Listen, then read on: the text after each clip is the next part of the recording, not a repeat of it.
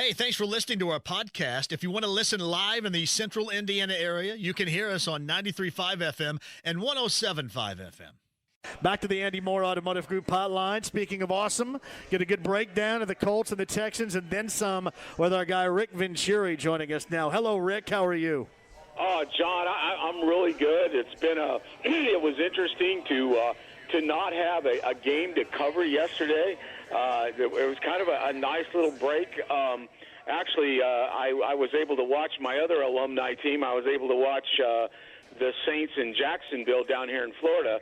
So that's my first look at the Jaguars, and actually my first look at the Saints, who are both coming up down the road. So it was a fun week. This is John, I'm going to tell you what, just studying the Houston team all week last week and then watching them yesterday with a great win. This is a huge game, to put it mildly. This is a big, big game. I know Frank talks about 1-0, but I would say this is a Roman numeral 1-0, really. I mean, these two teams are clearly the best two teams in the division. Basically, Houston has really played 2 weeks in a row. Great win yesterday. The quarterback is a challenge. He's been terrific in the last two games. He was a little bit of a elevator before that, kind of up and down, but he's really put a couple weeks together. And it's so important to get this one because then the next three, the combined record is 6-12. So, and then you're going to get into division play and then the AFC South or the NFC South kind of end the season. So this is a big one. This is almost like 1.5. And I think this is a better Houston team, in my own opinion, than the one that we played in the playoffs. I think that offensively it's taken them a while with Watson. But I think, John, that they found a rhythm. I can get into it, but I think they found a rhythm with him. They found a little bit more of a balance of utilizing what he can do without killing him. There's no question that they did some good things. I know it was controversial to get rid of Clowney, but I'll tell you what, Tunsil has made them a lot better. I mean, a lot better on that blind side. I mean, that was a critical, terrible spot for them a year ago. They drafted the two rookies, although Howard got hurt in the game and had to leave, but Howard and Sharpening, two rookies and they've been coming on. They've been playing better. When Fuller is back, we all know Fuller in Indiana. He just makes them so much better because there's no question that Hopkins is one of the premier receivers in the last decade. I mean, this guy's a top drawer guy, go-to guy. And in the past, basically without complementary parts, if you were smart, you could direct a lot of coverage to him. But Fuller now is back in full speed, and he gives them, what he started to give them at the beginning of last year, and that is that tremendous deep threat, to hit a home run on you at any time. And then they've got those two almost cast-off running backs. One, Carlos Hyde, who I liked, who I really, spoke up for a couple years ago when he was on the market. And, he's been around a little bit, didn't work out at different places, but he has really come on and done a great job for him. And then Duke Johnson, who they also picked up, has come on and done a really good job. So, they've really, surrounded this team offensively, and they've really improved it, I guess I should say.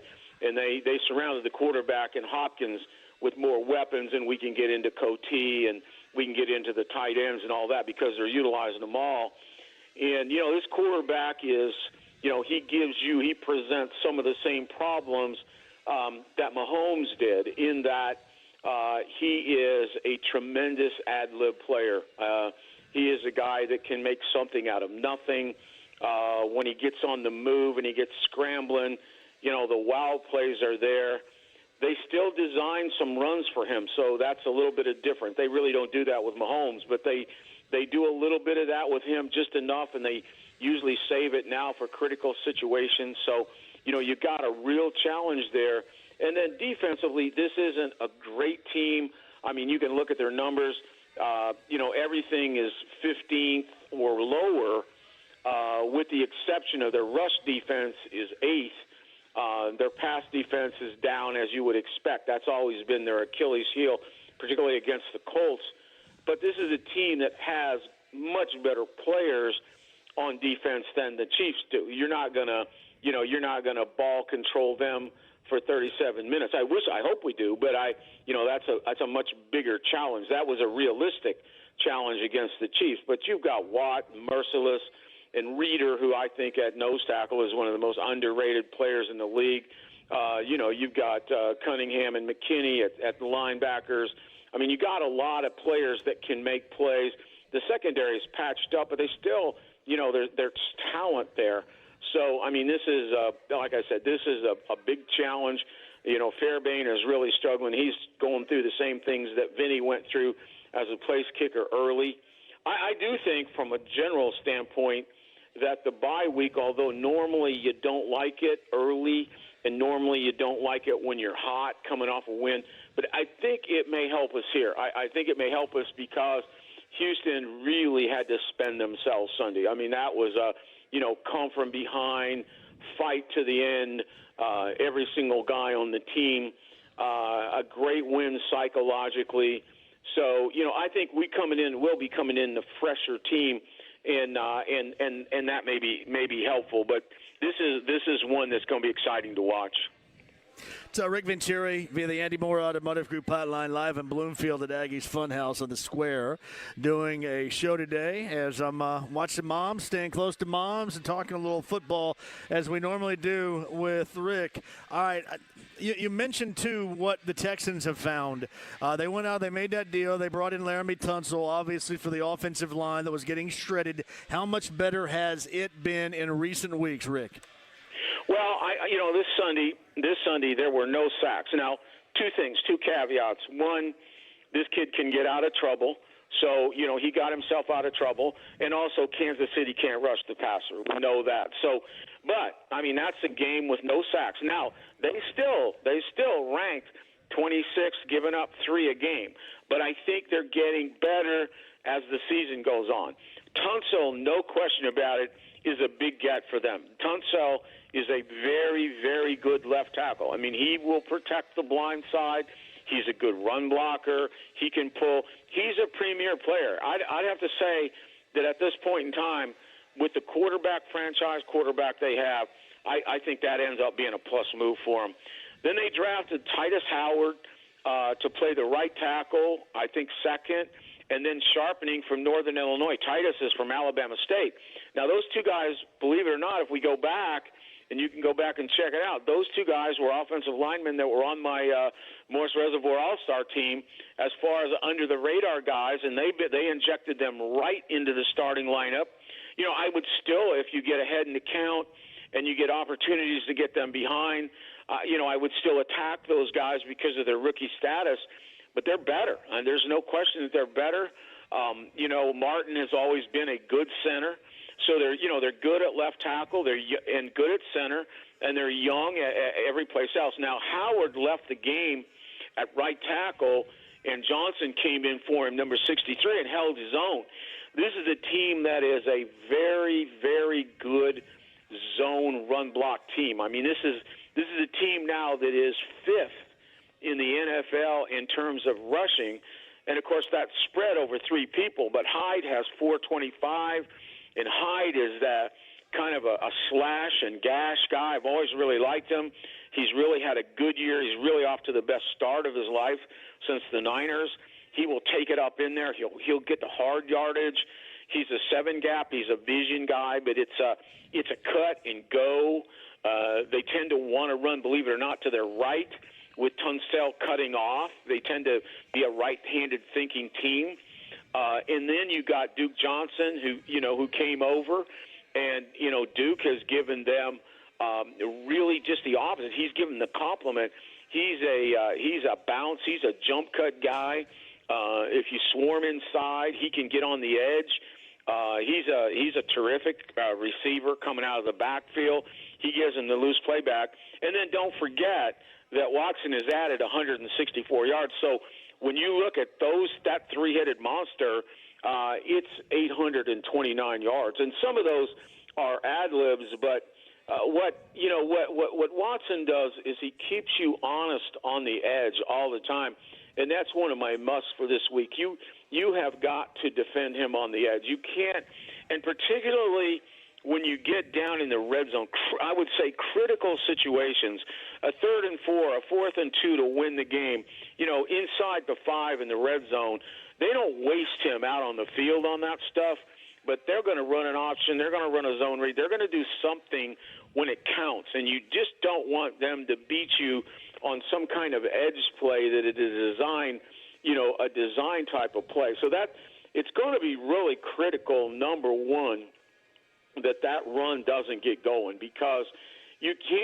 don't want this team to have an edge, and they can legitimately run the ball well. This is not somebody that runs it as an afterthought. They've always been a good zone blocking team, but again, Hyde and Johnson, and always the threat, and that slows you down a little bit on the backside. Always that threat of that zone read. They run a lot of RPOs. I mean, he'll throw that ball out there quick to the flat. You got to be alert for that. But the other reason that you don't want to let that running game go at all, this is different than Kansas City, is he does a lot of play action now. And a lot of play action on first down, and this is where the run and the offensive line and all that come together. And this is where he takes a lot of shots, and a lot of shots to Fuller. And so, if they're running the ball, then that play action is really effective, and he'll pull it, and he can throw that deep ball. He throws better either deep or quick. What you want to get him is into an intermediate NFL game where he's got to throw those digs and those deep outs, and he's got to do it from in the pocket. You don't want him running around, because he's very much like Mahomes. He doesn't have the flair, but he's like an eel. I mean, you go to grab him and he's someplace else. I mean, the guy is tremendous athlete that way. So, but you have to stop that run first, and that includes his design runs in that regard. But then I think number two, when you do get them in a pocket game, you want to compress him, John. You want to minimize his getting out of there. Now, that doesn't mean that you will be able to do it every down. I mean, we did a pretty good job on Mahomes most of the day, but he still got out a couple times. So it's not like it's never going to happen, but where you want him is very much like I talked about Mahomes. You want him in the pocket, contained, and more importantly, compressed, because you don't want to give this guy inside lanes. If he gets the inside lanes, he'll take it off and run on you. So you got to have a lot of variance, but you have to have a smart rush plan. I think you bring 4 with discipline. I think this is a team you can bring 5 against. You can rush 5. I think they've had a lot of trouble with blitzing 5-man rushes, and then occasionally you can rush 3 and use our guy 53 to go in there and do a lot of spying, on him. So I mean, there's things that you got to do, but I think first of all is stop the run in those edge runs, including the quarterback. And then number 2, I think you really have to try to keep him in the pocket, not only contained but condensed and compressed in there.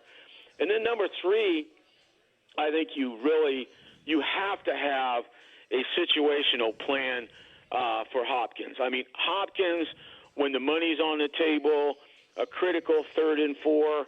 The other day it was a 4th and 2 to ice the game. If they make the play, it's over. If they don't, they give the ball up. We saw it in that overtime last year. When they've got to make a play, they're going to try to get it to Hopkins. I mean, Hopkins is a tremendous player. Right now he's 6th in the league with 40 catches. And his game is not so much about yardage. It's about getting open. It's about critical catches. So I think along with stopping the run and condensing and compressing the quarterback, I think then the third thing, and that's not, you don't have to double him every down. I'm not saying that, but there's got to be X amount of plays in a game, critical plays when the game's on the line, that you have a good plan for him. It's Rick Venturi via the Andy Moore Automotive Group hotline live at Aggie's Funhouse. We're in Bloomfield, Indiana, doing the show live today in a place I've been in and known forever. Since 1956, this place has been around, and we're getting the knowledge dropped on us today from Rick Venturi on the usual Monday. All right, Rick, I'm going to put you on hold. On the other side, I'm going to ask you this. I tried to explain this a little bit earlier. The consistency of this team, like what we saw at Arrowhead a little over a week ago Sunday. I want to talk about that. And as you mentioned a little bit earlier, your level of importance matches what I think this game is on Sunday, because I have called this a must-win. We'll get back to Rick coming up on the other side. It is must-listen Rick Venturi every Monday. And you've got him with Texans Colts Sunday preview right here on 93.5 and 107.5 FM The Fan. Now, let's get back with Rick Venturi on the Andy Moore Automotive Group hotline on the square in Bloomfield. Aggie's Funhouse, our location. Props to Rusty Hash and Davey Hash for letting me broadcast live down here today as my mom is recovering from the end of last week's surgery. And back to Rick right now. You mentioned the importance of what you believe this game to be with the Texans for the Colts on Sunday.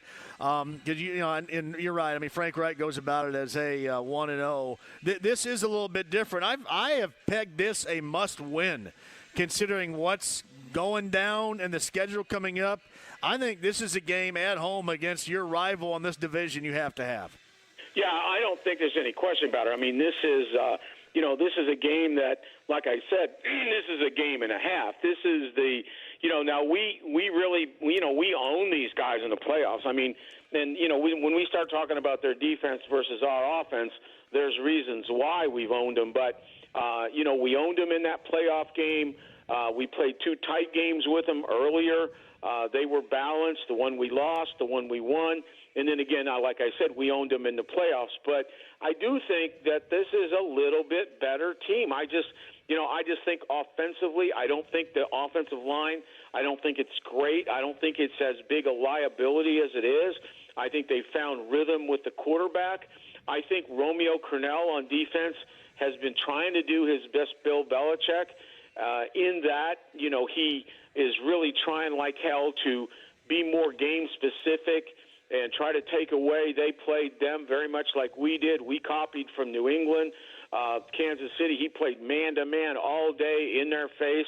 And remember now, we held it for 37 minutes. They held it for 39 minutes against the Chiefs. And that's why the Chiefs will always struggle and will never be a premier team this year, because you just can't have that bad a run defense and expect to win. But, Houston has the tools.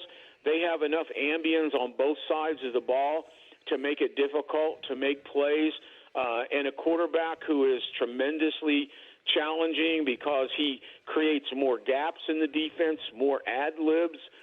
He can make all the throws. I don't think that – I think, as I said before, that what he does best is play-action deep ball, particularly to Fuller. He's going to take shots, so – you may have, schematically you have to take away Hopkins, but technique-wise you want to run on top of Fuller. If Fuller catches a bunch of balls underneath it, so be it, but don't let him have an easy one. Like I said last week, don't let him have anything easy, and you'll be there. But, no, this is a huge game. These are two really division rivals, and, you're going to be battling all year long, playoff-wise and everything else. And you don't want to let them, you don't want to let them get to 5-2. You really don't. And so, yeah, this is a very huge game going in there. And you asked me before, and you piqued my interest is, the critical points, kind of the things that have to be there. And I would say there's a couple things. I think offensively, I think we've been able to do such a good job. Now we have played really pretty much poor defenses all 5 games. I mean, we've played, Oakland's not very good on defense. Kansas City, Atlanta, they're just not very, very good defenses that we've played. And, and the Chiefs are terrible, historically bad. And we have been able to ball control and dominate with the running game and play efficient with the pass. And that's been a great formula. It's been a great formula because it eats clock. You're not going to score a ton of points, but you'll score enough if your defense is playing well to win. Now, I think the biggest key is how can you play if all of a sudden that's not there. Like Houston has a pretty good run defense. I mean, like I said, they're fifth in the league. I mean, they're pretty stout, with Merciless and Reeder and Watt up in there and McKinney. They're pretty tough on the running game. I mean, now I've got some ideas on how to play them, how I would play them, but I mean they're pretty solid. So this may be a game. There's going to be games in the season where you're going to have to throw the ball more, and you're going to have to throw it from disadvantage sometimes, and you're going to have to make sure that you can protect as well as we run block, and then Jacoby and our receivers have to win in some respects better than they've been winning in their one-on-one matchups, particularly against press. And can Jacoby, put it up enough points that way? I mean, I think that's the key offensively is when we get in a game where balance isn't going to work, where the running game is fairly shut down, a little bit like Oakland, and for what reason I'll never know, but it got shut down, and then we weren't the same team on offense. And defensively, I chronicled it last week, and I'll say it again. Last week was the first time in 23 games that I've seen this team come out and play a choke-off, aggressive, in-your-face, take-it-away defense in terms of coverage rather than sit back, play zone, give up 80% passing and hope to get a turnover and hope you make a mistake along the way. And I said all along, I said that before the Kansas City game, if you continue to play this game this way, the only games you're going to win against good teams would be 45-44 because you're not defending them. You're just hanging in there and you're waiting for a turnover. So, you got to play everybody different. This team's a little bit different, but I think offensively, the first 5 weeks of the season, we have been pretty much, after Luck was gone, we've been pretty much what we expected out of this team. Very solid offensive line, great run blocking, Mac outstanding, run the ball, Jacoby efficient, T.Y. very good. I think, those young receivers need to really come on. That's part of what I'm talking about. Kane has to come along. Campbell, they have to come along. We've got to get play out of them. And that would improve us in the red zone. Obviously, we got to get Ebron playing, particularly in the red zone, like he was a year ago. But our offense has been about what we thought it would be. The problem we've had is up until Kansas City, we did not play good defense at all. We did not play to the level of expectancy, or otherwise we'd be 5-0 right now, to be honest with you. But the season is young. As we can turn it. We started to turn around in Kansas City. This would be a huge turnaround to get back in charge of the division here. But I think those two things. I think offensively being able to be explosive if we're forced into a passing game, which is possible, and it's possible this week. And then defensively, and it isn't necessarily that you play 75% man-to coverage every week. Would I do it? Probably, but I would play. When I did play zone, it would be more matchup zone where once a receiver releases, you've got him man-to-man. You play matchup underneath like a matchup in basketball so that you're never conceding. I just hate concession defense. I was brought up in the NFL that if you play concession defenses, you will concede. And so, I like defenses where, we're rerouting people, we're running with people, we're matching people, we're making the quarterback hold the ball, which all of a sudden when you see that happen, then our defensive line looks like monsters. So, and you can blitz better. All that stuff is really important. So I really think that those two issues, again, being able to throw the ball in a situation where they take away the run and being good there, and then defensively continuing to establish an aggressive, in-your-face, take it away, really defend it, actually contest every play and make it difficult to throw. All right, Rick, I'm going to put you on hold. We'll come back after 5 o'clock, and a couple of things I want you to think about. One is how, at least dynamically, would you compare defensively what the Colts need to do, what they did do against the Chiefs, and what they need to do against the Texans on Sunday, and the type of day they may have within the secondary. And I'm pointing the finger at T.Y. Hilton because apparently Bradley Roby is going to be injured and unable to play. We'll get to that coming up on the other side. It's all the Colts info you need to know with Rick Venturi. We're live from Aggie's Funhouse in Bloomfield, Indiana, on the Square on 93.5 and 107.5 FM, The Fan. But back to Rick Venturi, the most important interview we do all week on a Monday, getting you set for what is a huge Sunday for the Colts as they host the Texans. Last 2 weeks this season, the Colts beat the Chiefs, the Texans beat the Chiefs, so it is set up a battle within the AFC South coming up on Sunday. All right, Rick, can I ask you this? Bradley Roby is apparently going to miss some weeks. He's going to miss Sunday. Yep. And the Texans have struggled historically with T.Y. Hilton anyway. How much worse does it make that defensive situation without Roby? Well, it really hurts them, John, because actually they brought Roby in to play the nickel. They really brought him in to play the slot corner, but he got in there and became their best corner. And basically, up until he got hurt Sunday, he was matching the top guy. I mean, it didn't matter, whether it's Tyreek Hill or anybody that they played, Julio Jones. I mean, and that's who they played the last 2 weeks. And he was matching that guy and doing a hell of a job. So, I think they played a tremendous amount of man-to-man. They probably played as much as we did, probably 75% against the Chiefs, but that's what everybody's doing to them. So, that's not a mystery. That's what teams are doing. Now, he being Romeo, does try to be game-specific. But I will say this, and I think this is an advantage for us. They have never figured us how to play us offensively. They're frightened to death of Hilton. And, basically Joseph struggles like crazy with Hilton.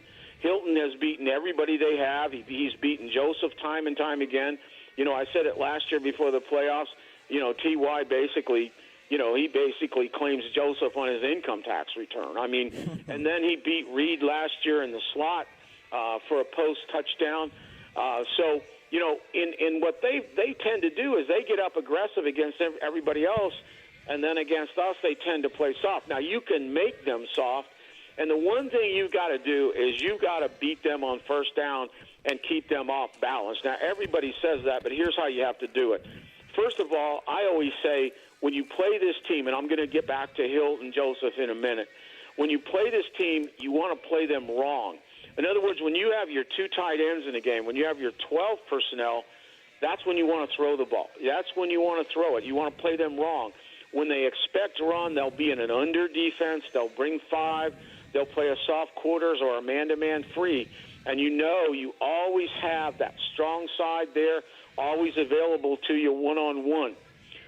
When you go to nickel, and they throw the nickel, and they're depleted now, so they're a little bit off on that, that's when you want to run. And when they're a nickel, they're very predictable. They go into that over front, and what you want to do is run it weak side, right at Merciless. Merciless is a very good rusher, but you want to get Costanzo and get his pads up on him and engulf him and run away from Watt there. But now the biggest issue, actually the best run defender, and this is no disrespect to Watt, but the tough run defender is Reeder inside. So when you run on that weak side, Kelly's either got to do a good job or you got to block down with Nelson and pull the center around in there, because you definitely want to keep them honest so they don't get in a rush game. Now, throwing the football, here's what you really want to do. On first down, on early downs, this is where you want to take your shots. And what you want to do is get in stacks, 2 receivers close to one another. Let's say you put Hilton over there in the slot with Kane or Campbell or whoever, or even Ebron. And what you want to do is run what we call 4 beaters, okay? 4 beaters means that they're playing quarters on that side. They may be rolling weak, but they're always quarter strong unless they're in man-to-man. And so what happens is those 2 guys, when they get a stack, they get very hesitant and they start backing off, the corner and the safety. Now, the kind of routes you want to run are Hilton to the post and Ebron to the corner. You want to run that. I call that a scissors. Or you want to run deep go route and a sail behind it. Or you want to run a double post. But you want to do it from a stack situation so that you freeze both the safety and corner. We've got play after play. Plus, if you pull them off like that, you can run the out on Joseph all day. So that's critical to have your four beaters ready. Now, if they come out, and you may have to probe early because they've shown games where they're heavy man-to-man, Kansas City, and they showed games where they're heavy quarters or zone in other games. So you want to probe early and get how are they going to play us? How are they going to play Hilton? And, if you get a lot of man, where they struggle is with the rub routes, your pick routes, crossing routes, bunch of stacks, same kind of things, but where you run across, where you come in and pick for a back on a wheel. So you have to have those things ready. But, where they are really weak and always have been. Now, they played tough against Kansas City because they just said, like we did, hell with it. We're going to man free all day long and come and get you. And they might try that against us. If they do, we got to have our bunch of stacks ready. But they've tended to be just the opposite. They've tended to play us very conservatively and get themselves in a basket. And remember, they are 24th in the league against the pass. So, whether it's this year, last year, whenever, that has been a favorable matchup. The Hilton-Joseph thing, we've owned it. Hilton has owned their safeties inside. And that has been the biggest advantage game after game after game. And to go back to your original question, the fact that Roby isn't there is only to our advantage because I think basically the way they've been playing, I think they would have played Roby on Hilton. And I'm not saying that he could stop him, but it would have been a change from what they've been doing. I think this is going to force them right back into their normal game plan. It's Rick Venturi on the Andy Moore Automotive Group hotline. Defensive game plan-wise, we're both on the same page. I want to see the Colts try to do what they started and really were successful in doing in Kansas City. A, are they going to do that? And B, would this be a team kind of like what you wanted to do and did do defensively against Kansas City? Would this be a similar defensive game plan to you? Yeah, you could very well implement the same kind of game plan.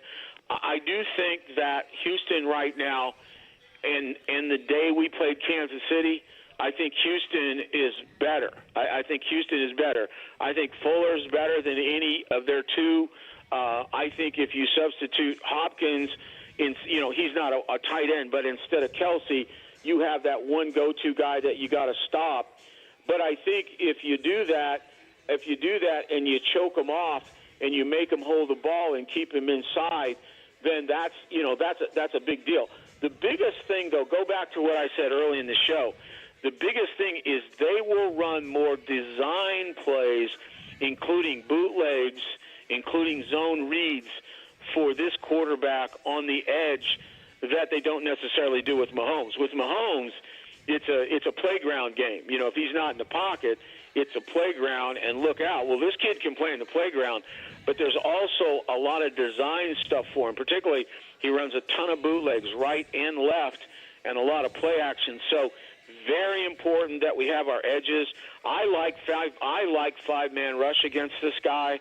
I really do. I think that way you get every lane covered. There's no escape inside, and you play a little wider. If you bring five, when you bring five, whether you blitz inside or outside, what it allows you to do is it allows you to widen your edge rushers because you've got three guys going inside, two guys coming from the outside, and it doesn't matter how they get there. It could be Leonard, could be Kenny Moore off the edge. It really, you can blitz five a lot of different ways and then play tough man-to-man with it, or occasionally you play your four read, you play your zone to mix it up so they don't get a good look.